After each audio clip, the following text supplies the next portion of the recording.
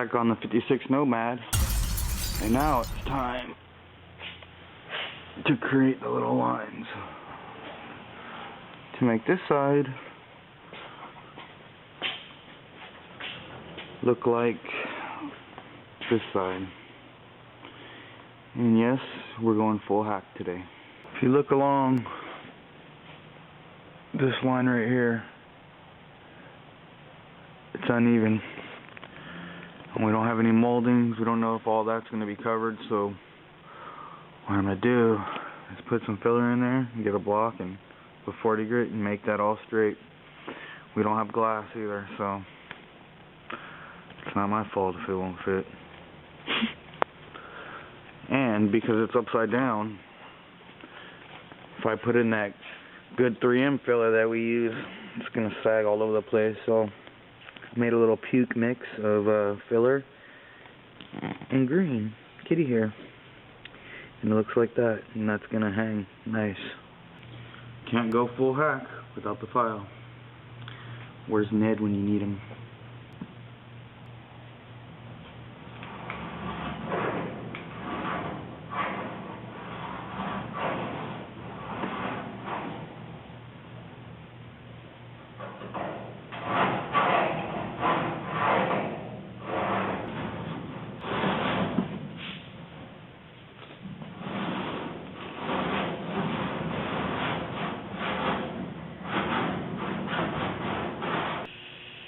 Alright, looks straight enough to me, so now we're going to put one more coat on here, and we're going to hack into these lines.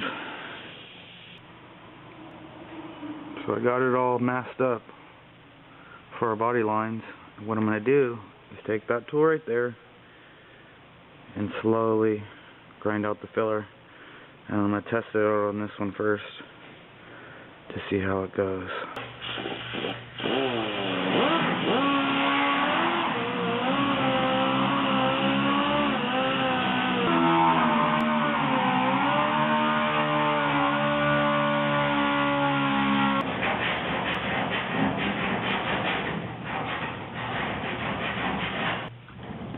This air tool doesn't really work very well. This is for like welds and stuff. We need one of those stone ones that you plug in. Stone deburring bits. But you make do with what you got.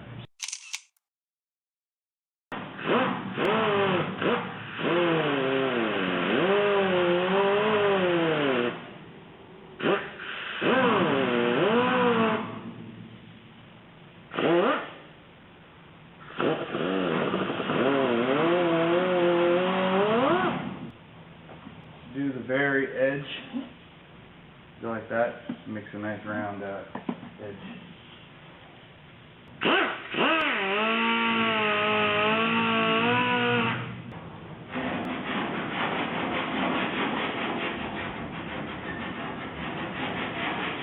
In order to get a smooth line, I went ahead and glued 2 paint sticks together and shaved them down to the shape of the line.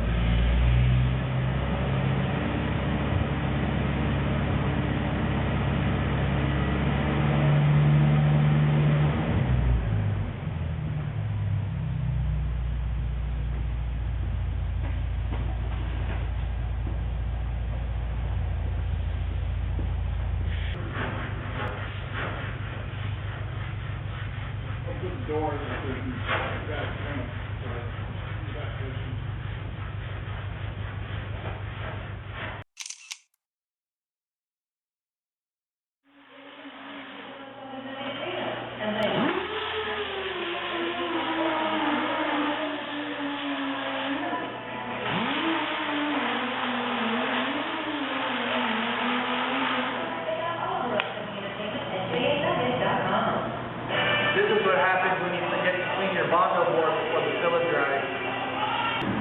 This is what happens when you let filler dry on your spreaders.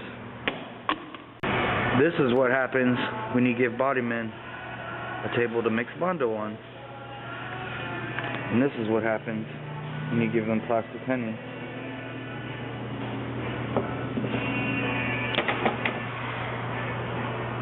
This is what happens when you use Harbor Freight couplers.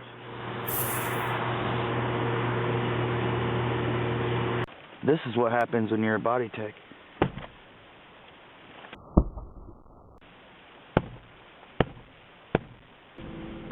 This is what happens when you don't wear a welding helmet. No, there's no domestic abuse going on here. Now it's time to fix the train wreck. I didn't weld this in, and there's a lot of warpage, but it's alright, I'll take care of it right now. Got a little glass in there already. What I'm going to do now is I'm going to block the surrounding areas to reveal any warpage, and then metal work it a little bit. And then depending on how far I want to go with it, I'll either mud it or glass it. And if I glass it, that means that the metal work is overwhelming and I just want to fill it and get it done. This isn't a high dollar job, so that's probably the route I'll be taking.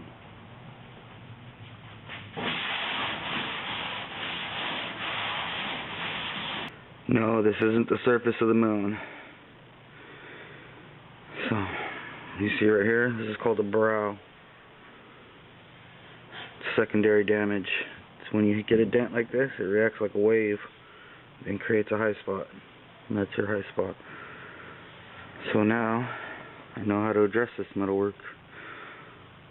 So I'm going to start straightening it. I anticipate a lot of pushing and pulling around here, so I'm going to go ahead and strip away this green so I don't want it to crack or lose adhesion. And I basically just put this in here because this little area was prepped out and I had extra, so I just went ahead and put it in there, but I'll be taking a lot of it off right now and then reapplying it again.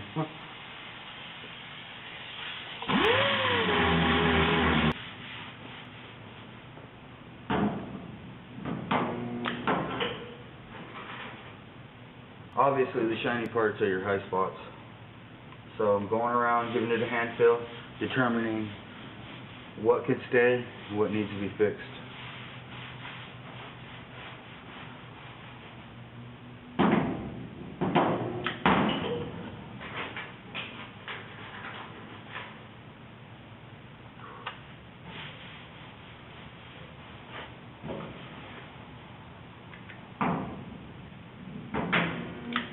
Right now my concentration really isn't on the low spots. It's on the high spots that I need to knock down. So what I do is I look for the low spot near the high spot, put my pin in the low spot, and then I'm going to even it out, and the high spot gets knocked down in the process.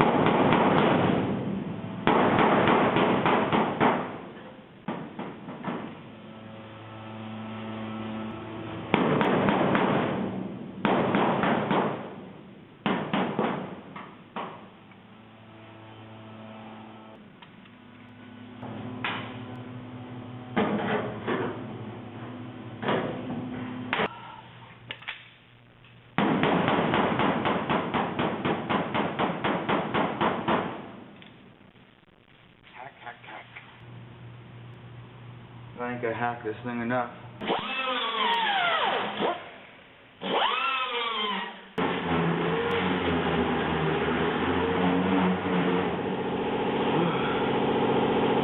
Actually held my breath that whole time. Too lazy to put on a mask.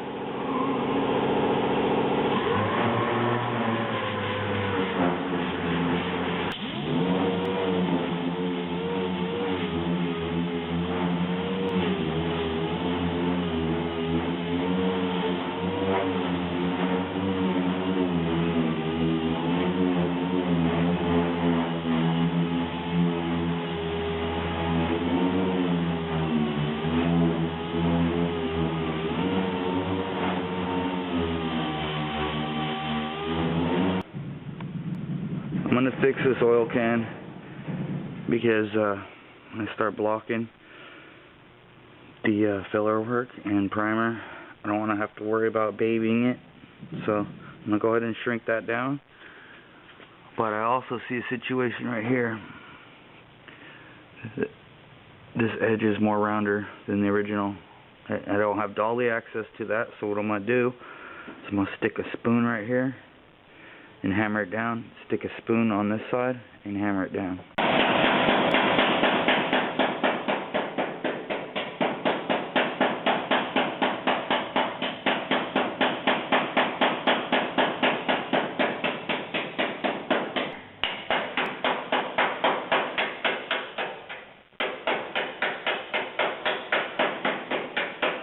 When you want to fix a shrink with a stud gun, you want to go to the loosest area and the highest point. So that would be right there. I don't use air or anything. I just use small shrinks. Pray for the best. This is going to be a hard thing to shrink because I didn't really metal work it all great, so metal is going to do whatever it wants.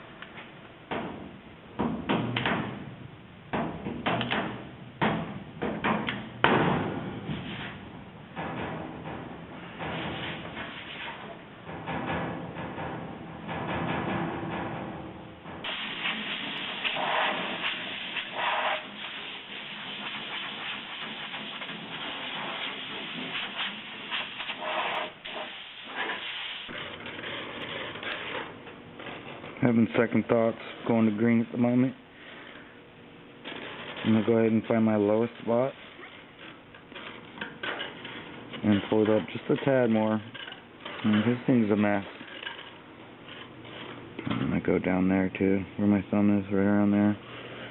And then right around here. Pull those two areas up. And these areas are no cherry boat themselves, but we're going to get the green.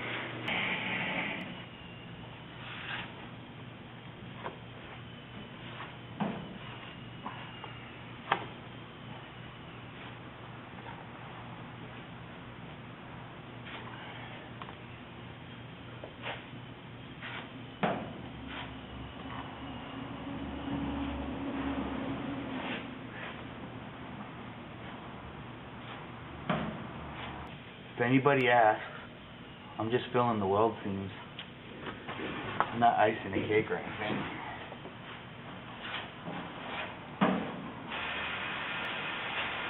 So what I'm doing now is I'm staying close and I'm checking the tackiness.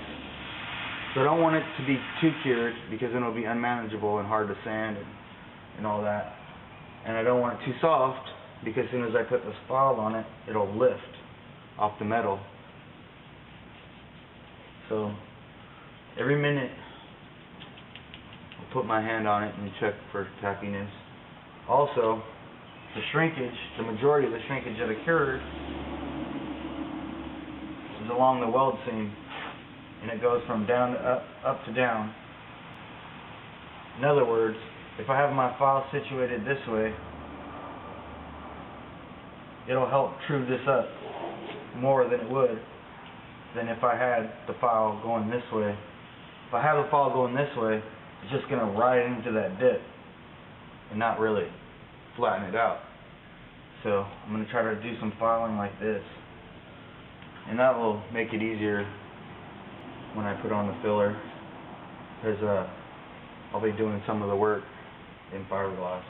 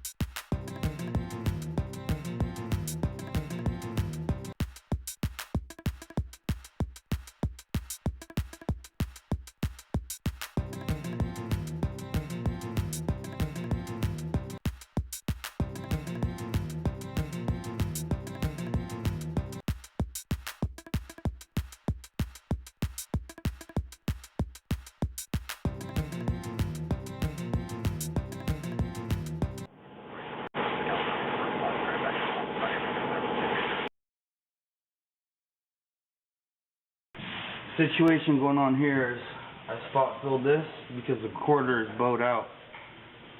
And this is a lesson.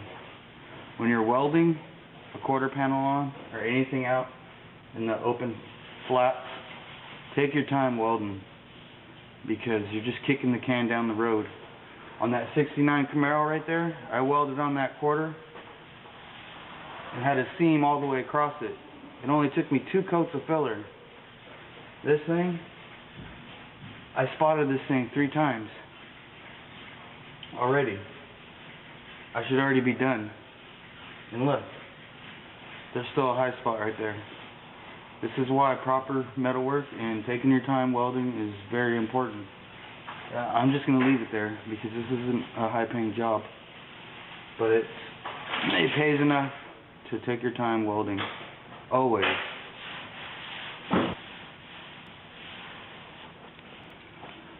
At this point, I'm acting out of sheer frustration, playing the blame game, blaming the guy who welded in the panel, when in actuality, it's my fault. It's my hands that were on it last, so it's my duty to see what's going on with the panel.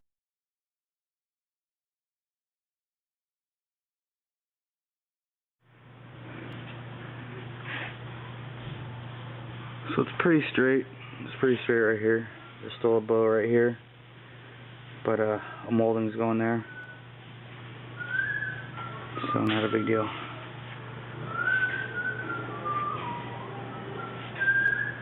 Today's lesson is taking your time welding and taking your time in the metalwork process, because the time you save up front might come back to haunt you in the back end.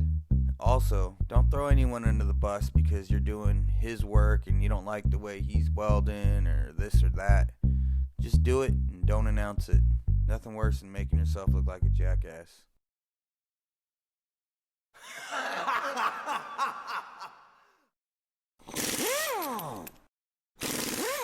Hi, welcome to Tool Review. Today we'll be reviewing tools that you should not use under any circumstances. So let's get right to it. First up, Harbor Freight, air couplers, and connectors. If you're the type of guy that's going to throw a hissy fit over the 50 cents extra you have to pay for a good coupler like Milton, the only hissing you're going to hear is from the hose. Pay 50 cents more and get good air couplers. This is garbage. Puh. Next up is double-ended spot cutters. A couple manufacturers make these things, and they're just junk. You would think that because they're double-ended, you're getting an added bonus, or they're going to last a long time. Those things are garbage. They shatter right away. It's like an old man eating peanut brittle.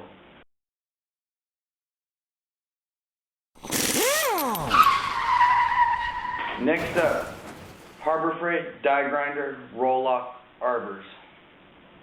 This thing is hideous. I don't know how they could engineer this thing and have it pass inspection, because the roll-off discs don't lock in right, and when you're sitting there grinding, your disc will fly off like a frisbee. So, if you like chasing down die grinder discs all day, buy this. If you want quality, pay $2 more and get a quality one. This is garbage.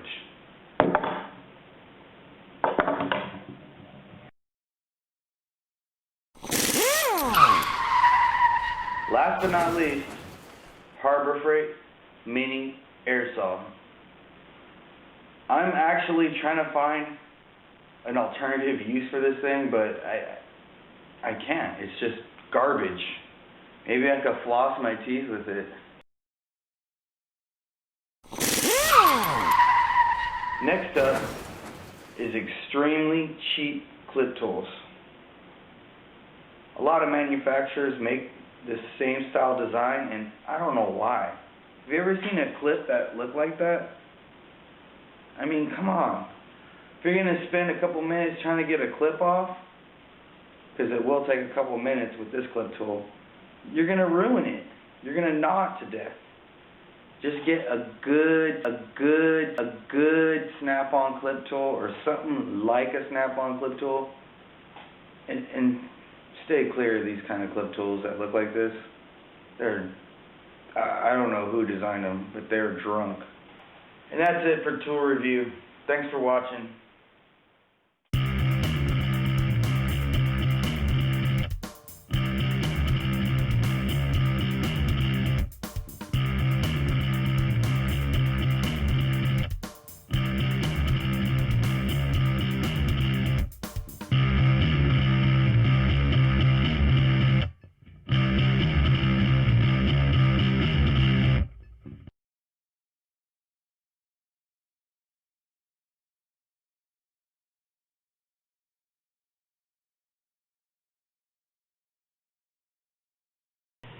Before I get to filler, I gotta make a template so we can get the holes that are supposed to go along here. And I'm gonna get them with these holes in that hole right there. Those same 4 holes and hole patterns are on both sides of the vehicle, so when I make my template on the other side of the quarter panel, I will mark those holes, so when I bring the template onto the other side of the vehicle, I could reference those holes to line up my template perfectly.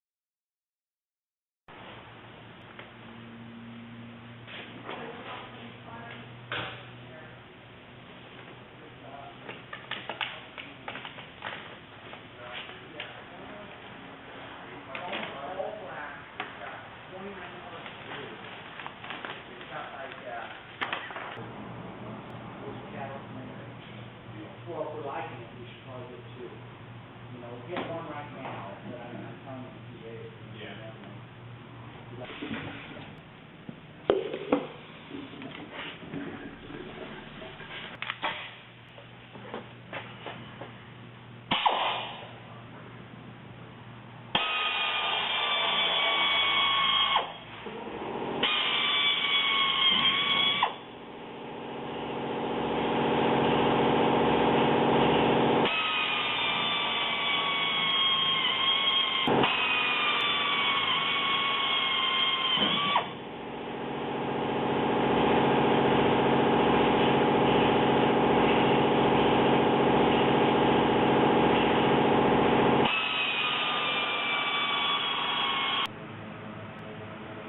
This thing's ready for a final skim coat, but it's not welded down here, so I'm going to grab my porta power and a 2x4 to lay across here and push that thing up and then clamp it down